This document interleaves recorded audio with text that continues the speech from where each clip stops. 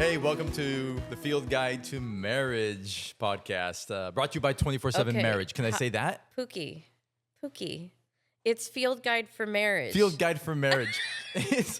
I am so sorry. Okay, you know what? This is what we're going to do. I'm going to start my own podcast called Field Guide for Marriage. You start your own marriage. podcast, Field Guide to Marriage, and then we'll see whose podcast does better, okay? Should we just do that? I think those who have been with us for a long time recognize and know that Yeah. it takes a little while to adjust. Well, Eric, just off camera, just to said adjust to that. for 198 episodes, you said one thing, and it's true.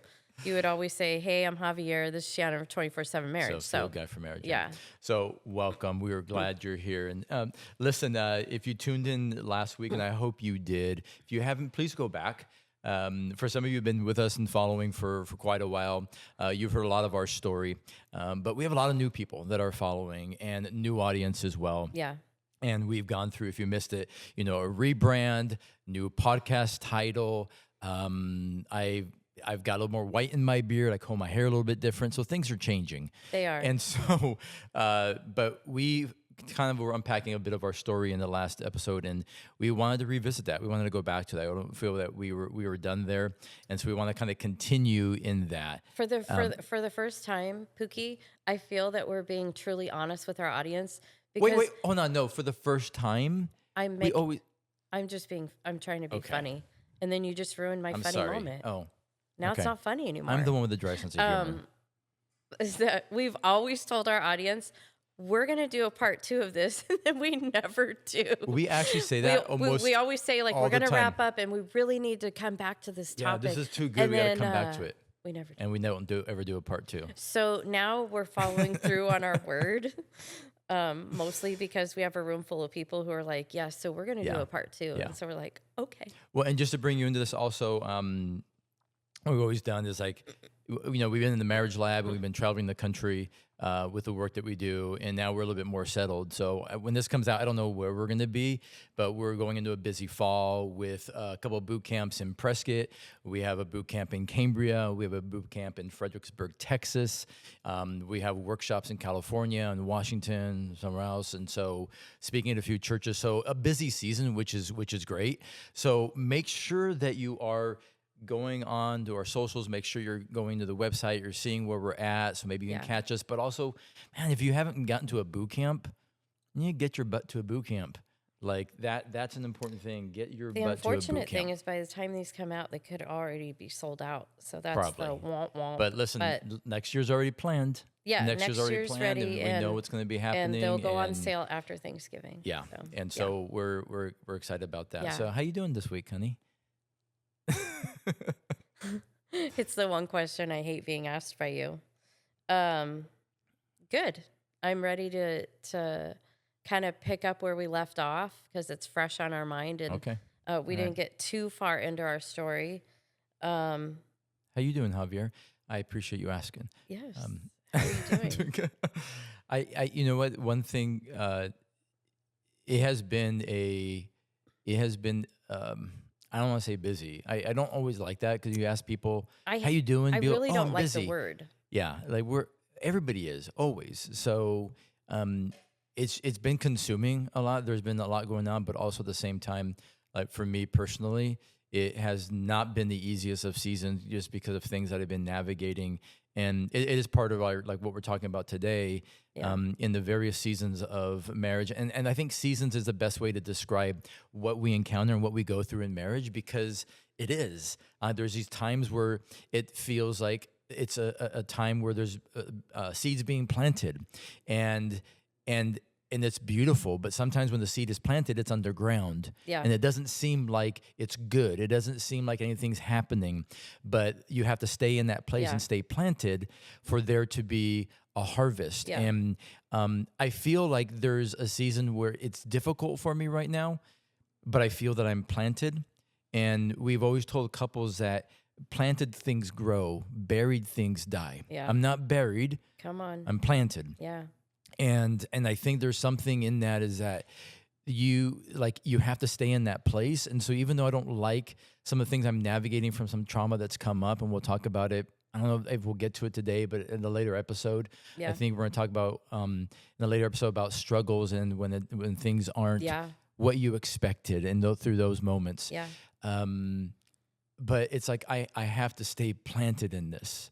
I want to get out of it. Like you never see a seed grow legs and run out of the soil. Like for it to be Yeah. fruitful, it has to stay there, and the manure gets tossed onto it and gets trampled on. Yeah. But then something beautiful happens. Yeah. And I think that is where I'm at right now.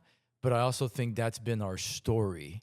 And so we go that season, right, where you're there, the harvest comes and it feels great. And then all of a sudden it's winter again, or it's Yeah. fall and it's winter. And it's just a constant. And I think part of our flesh, just in our humanity, is like, can it just be spring for like a little bit? Like, can we just go into spring and summer and it lasts like, a couple years before we have to hit another winter? Listen, there's times where it does happen. And I think Yeah. it's so easy to say like, oh, look at what the enemy is doing. It's like, I get it. Yes, the enemy's at work and there's an enemy in your marriage. And we're going to talk about that as well. But I think this is like to go into marriage. All the young couples we talk to, and they go into marriage like, oh, we're so in love. Like our love is not like anybody else's love. Yeah, Like we we don't know. have, like seriously. they think they're a unicorn. And here's what I love to tell them. It's not if you're going It's to hit a season, when. it's when. Yeah. Because we are two broken people Yeah. who signed a covenant, who joined into a Yeah. covenant. And broken people, we have broken lives. We Yeah. have broken past. We Yeah. have trauma. We have all these hiccups. And Yeah. as I talked about in the first episode, my U-Haul that I backed up, and those first 5 years, like slowly all these boxes started Yeah. coming out. And Yeah. Oh, you had some boxes. You had some boxes. Now now I have plenty of baggage that I've brought in. I for honestly sure. didn't think that you had a lot of baggage. Played the part. I played the part. I love that. But it's as the years went on, I was like, your baggage just looked different.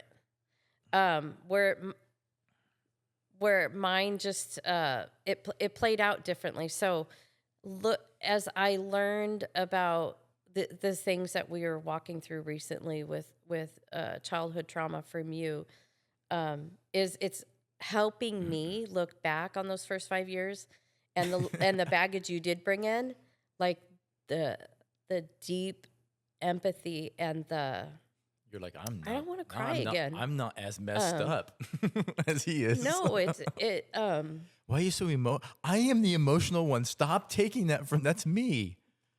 sweet little Javier, precious little Pookie that he is, and the things that I knew that you struggled with early in our marriage, it was like, I know where those come from now.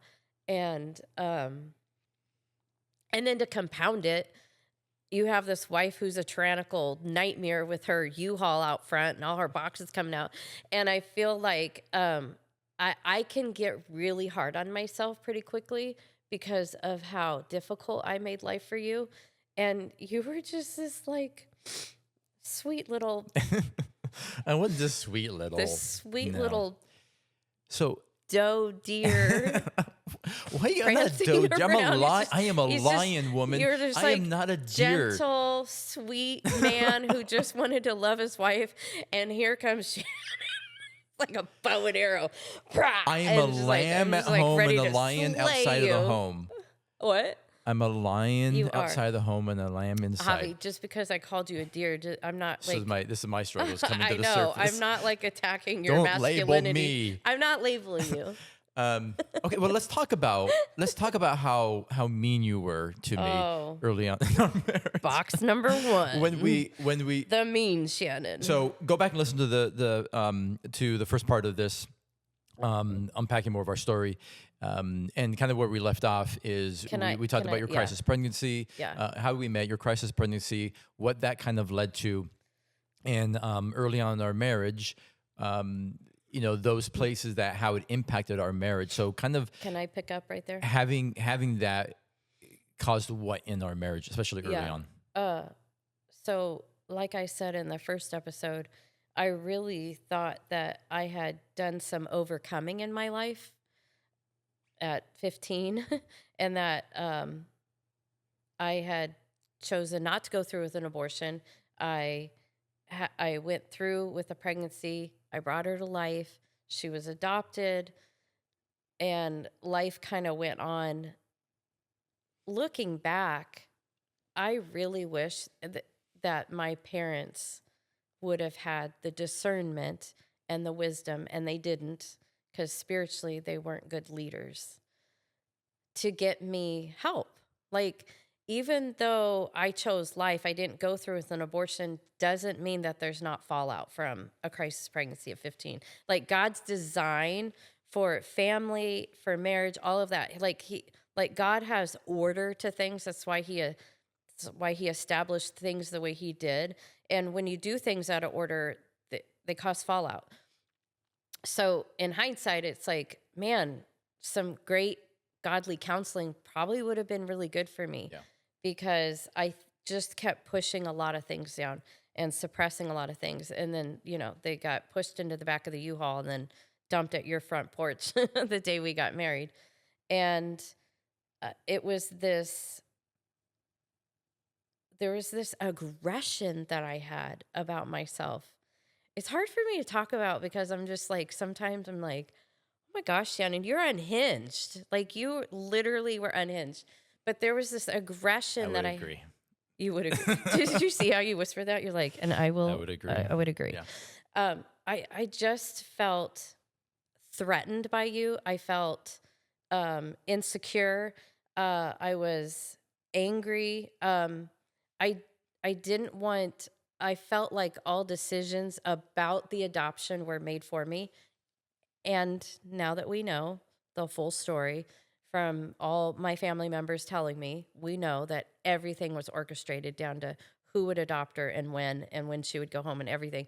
And there was nothing I could say or do to change any of it. There was that place where you've always said where you lost your voice. I felt like I lost my voice in that hospital room. And all I really wanted was to go back down to the nursery and hold her one more time. Yeah. And they were like, no. So I carried that into marriage. I carried that mantle on my shoulders of, Javier, you're not going to tell me what to do. You're not going to control me. And so that our audience knows, especially these new ones that don't know you, you're not a controlling, manipulative person. Like, he's the gentle deer running through the backyard. Like, because I was sweet raised, little Javier. You early were on, not I would tell you trying, to submit. I would like, you need to submit because Javier, and I would you're be trying to be very, funny right now. very hard on that. And you would just laugh at me. You would be like, no, I didn't tell you that. No. But It's your running joke later in life. But you were never like, you were always thoughtful, always caring. You never got angry. You never got upset with me. And I was a lunatic running around with my head cut off most of the time. And I would get upset at you over the silliest things.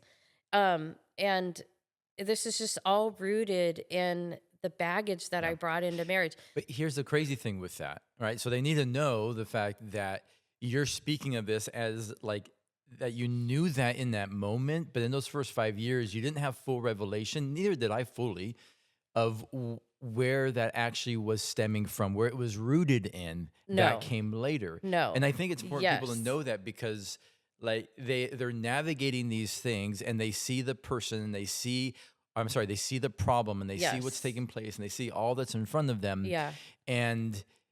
But for me, there was something in me that even though this was happening, I knew that I was called to love you. And I made a decision. I entered into a covenant of marriage. And so it wasn't like I have an option here. Did I want to run? Yes. Did I want this to end? Yes. I didn't want to be belittled. Like there were moments, right? You would berate me in public. You would emasculate me in front of others. Like, it was difficult. And again, listen, I had my issues. I had my struggles. I had things that I was navigating as well. I was not perfect in every way. I just don't know. And I'm not saying this to elevate myself. I just don't know. There is something in me that I think we talked about, like, you're like, did you marry me because you saw someone to rescue, that you saw someone to, that could be not your project, but to rescue? And I'm like, no, I don't, Subconsciously, maybe. I I don't don't know. know. But I, from a young age, I just had this deep love for people. From a young age, like we'd go on trips to Mexico and we'd go minister and we'd go work with people. And I would just always have this love for people and just wanting to reach out and connect and sit with people at a young age, right? And so there's something innate in me in that season to say, this is difficult. I don't want this. Like, this is not what I expected. Yeah. I stood at the altar and I made a promise Yeah. and the commitment. And that's the thing that people need to recognize, that you stand at the altar and you say all those sweet, beautiful things, and you promise to love and to hold and the good and the bad. But the promise is never proved at the altar. That's right. The promise is proved in the valley. Yeah. In those moments in the valley when it's difficult, when it's painful, and when it hurts, is where you prove that promise of what you said on day one. And so I knew in those first 5 years that I didn't want this, but I'm in a covenant. I made a commitment, and it wasn't based on the feeling. And I knew I was called to love you. I knew I was called to pursue you. And so many guys that we work with oftentimes will ask me, like, how long do I keep going if this is, and I know we'll touch on this in other episodes, but like, how long do I keep loving and pursuing? As long as it takes, because that's what you get to do. Yeah. That's what is your honor, your privilege to lay down, because we believe that in marriage, like, you get to heal one another. And I think that's what it was those first 5 years for us. It was brutal. It was hard, but we also got to help one another heal. Yeah. Like, what shifted? What changed? Like, tell them what changed for you those first 5 years. I think this is so important, because I think for so many of us who are Christ followers, and we go through things, we want answers. We want an answer from, like, God, why did this happen? Yeah. Because somehow in our humanity, we believe that if we knew the why, that somehow it might make it easier, more palatable of like why we went through something. And we had amazing pastors back then who are still a part of our lives that really took us under their wing and shepherded us. I need to say their name. Is Elaine and Kenny Barnett. Kenny and Elaine Barnett. We have constantly honored them through our workshops or everything that we do, speaking of them and their influence. And she just organically took me under her wing, and we would have lunch, we would have coffee. I would be sitting on their floor playing card games, eating El Pollo Loco. Like, we were just always with them. And she challenged me, and she got in my face, and she said, Shannon, what are you doing? Like, what kind of wife do you want to be? How do you want to be remembered? How you steward his heart, how you shepherd, how you love, how you protect, how you honor him says so much about your marriage. And right now, what you're doing is you're destroying the very man that God created him to be. And I also had a moment on my couch. It was probably close to a year before it was probably year 5 before we had Michaela. And God said, you were holding Javier's hand in the palm of your heart, holding his heart in the palm of your hand, and you were crushing it to death. And I just remember when God speaks to me, I'm quick to be like, whoa, nope, don't want to do that anymore. Like, absolutely not. I want to course correct immediately. So I was like, oh, heck no, that's not what I want to do. So I did a 180, and I was like, absolutely not. I will protect his heart as much as I can. And I feel like I went on this mission to just like mama bear, I'm going to protect him. Yeah. And I had to relearn how to love you, how to praise you, how to lift you up, Yeah. how to sing your praises, Yeah. how to shepherd your heart. And it was a learning curve that Yeah. I had to go through. When that was the moment for us that kind of shifted everything, and I was like, "Yes, thank God for Elaine." No, Yeah. it was it didn't like not, everything wasn't just okay. We're good now. It was that beginning, the unfolding, continual unpacking of what God was beginning to do, bringing healing and restoration. And would you go back and change any of it?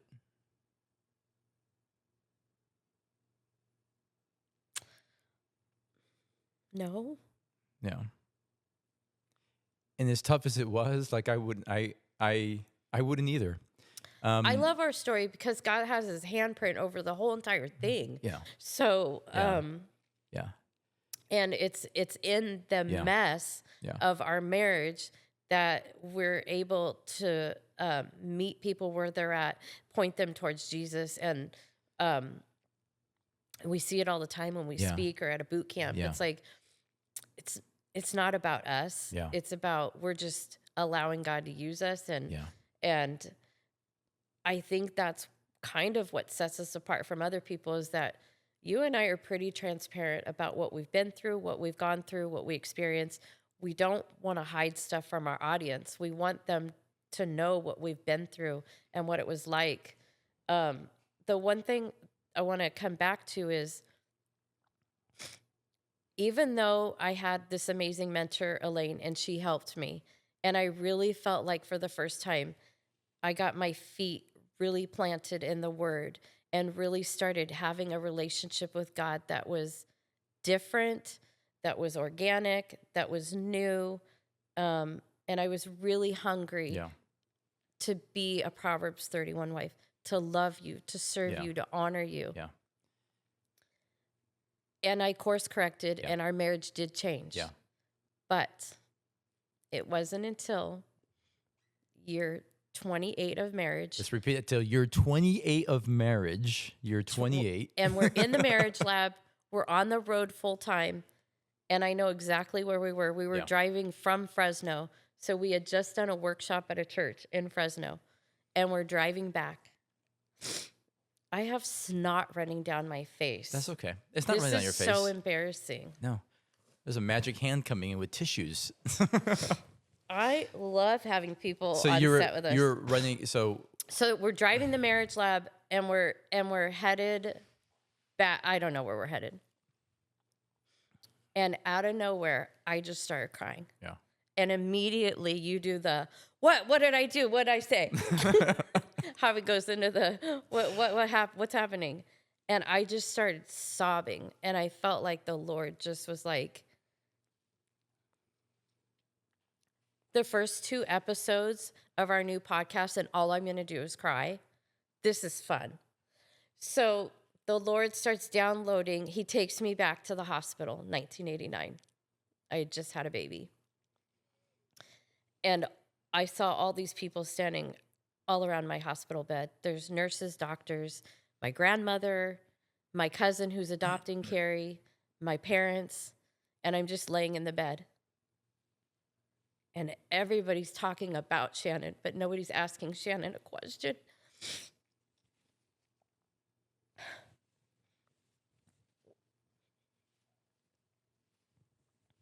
And I knew that she was going to be going home in a couple hours. And listen, for all the mamas who are listening, holding your baby is just so life-giving. And just wanted to go down to the nursery one more time. Yeah. See her, hold her. But they were so fearful and controlling that I was going to change my mind. I know that's what it was. But I was resolved. I had made my decision. I was going through with it. And it was in that moment that God was like, you had your voice taken away from you.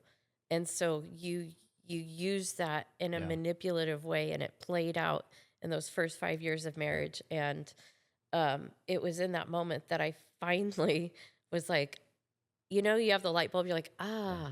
Yeah. oh. And for me, it was just like full circle. I was like, Yeah.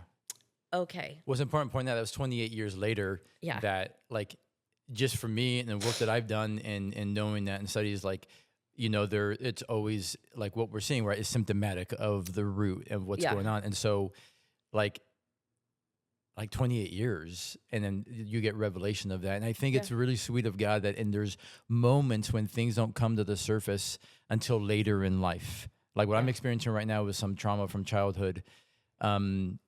I always kind of knew something was there, but it's come to the surface later. I think it's just the timing, the maturity, yeah, the strength of even our marriage where we're at, that God's a gentleman. Like in those moments, that comes to the surface, yeah, and it was a beautiful revelation. But let's, we have a short time, and let's wrap up kind of our story. You fast forward into years, like we planted a church, we were in ministry, not anything you ever thought you were going to do, yeah, followed on crazy yeah. journeys. Oh, we had 2 children in the middle of all that. The church plant that we started came to an end, and that was at a moment for me that what we had started, what we had planted, what we had envisioned had come to an end. We had lost everything. We had to walk away from a church merger that didn't go well. They didn't hold up their end, so we found ourselves in the place, no job, no income, out of the calling and what we thought we were going to be doing for the rest of our life. I found myself in the place of not knowing exactly what to do. I found myself in the place completely empty. I'm going to tie this back to where you were at, because I found myself sitting on the curb, in essence, completely emptying, saying, I Yeah. have nothing left to give. I'm completely empty. I had allowed the work that we were doing in ministry for so long to kill the very work of God in me. Yeah. I was doing the right things, checking the boxes, loving people, but I had lost my first love. Yeah. I had walked away from that. And in doing so, that impacted us and our marriage. And when that all ended, I was burnt out. And I hit a wall, and I hit depression. Like I never thought I would do that before. I hit a wall of depression where I was absolutely broken for years, not knowing how to navigate that, how to walk through it. And it was God doing surgery on me in that moment.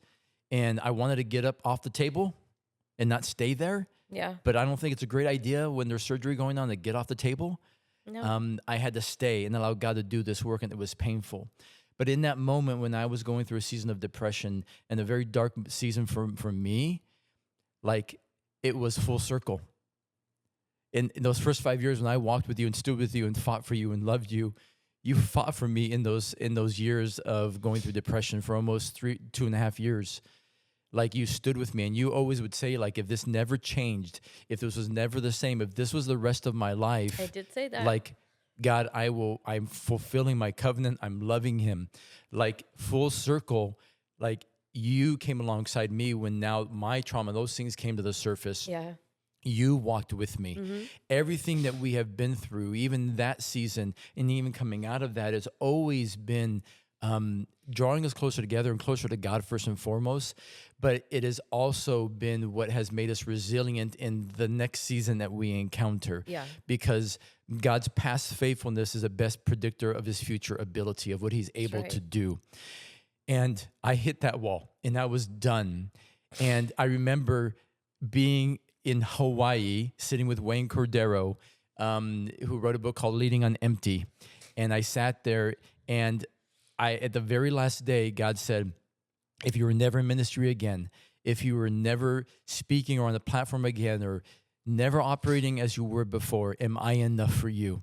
And everything in me wanted to say absolutely. Yeah. But I couldn't. So that began that journey of God weaving and unpacking, and a whole new season for us where financially and like it was difficult, and there was that loss, and we moved around a lot, like trying to find our bearings again.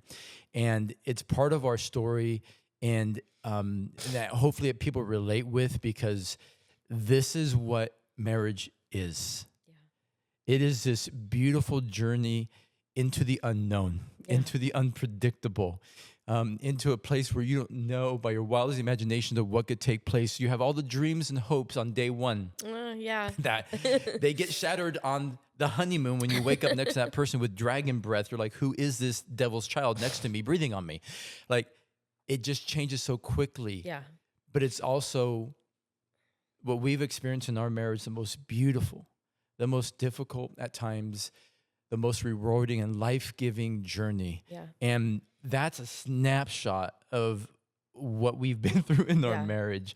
And as we go through, we've done 7 episodes, and we've unpacked our story at time. But as we go through more and more here in the future, Yeah. we'll weave our story throughout bits and pieces that will connect back to this moment here and now. But what we talk about is, if you're listening to this now and leaning in, never forget there is hope, that God is not done with you. He is not done with your story. He is not done with your marriage. But God. Yeah. We stand here, we sit here as evidence of what he can and what he will do. Yeah. When you first surrender and give your life to him, and out of the overflow of him being your only priority, everything else will fall in the proper order. Our story has been shaped by where we have been, by every difficulty, by every struggle, and we still are going through it. Because now in the season where we've hit some things in my life, Shannon is walking with me, holding my hands up, supporting me, believing in me when I don't feel, on days where I don't have what it takes. Yeah. And so, closing thoughts. Okay, you're good. I'm kidding. We've witnessed firsthand so many marriages who were ready to close that last chapter, to walk away, but God. Yeah. And all I can say is, you don't know how close you could be to a breakthrough. Yeah. Because God can use the craziest of situations, We've of seen people, of strangers, of opportunities, of that breakthrough that you're waiting for. But in the middle of you, and there's a lot of people who are listening, and you're the spouse who's in the wait because your spouse has gone wayward, they're in sin, whatever's going on. Don't just sit and wait. There's work for you to do too. Yeah. You don't glow in the dark either. Yeah. And don't let that time be wasted. Yeah. So use this time and ask God, what is it that you want to do in me as I pray, as I wait, as I seek your face, and how you're going to transform this marriage. Yeah. Because, I mean, I don't know about you, but no one's ever been successful in changing their spouse. Like, I've tried. I tried. It didn't work really good. Yeah. So, hey, thank you for tuning in, for leaning in with us and being part of the family here at 24/7 Marriage. We're grateful for each and every one of you. Yeah. Remember to like, subscribe, go on to YouTube and follow us. Remember, we're at 247 Marriage on all the socials. We love each and every one of you, and we're excited for what's ahead and what God's doing. Super excited. Super excited. So always remember, in marriage, you don't have to. You get to. Have an incredible week. We'll see you soon.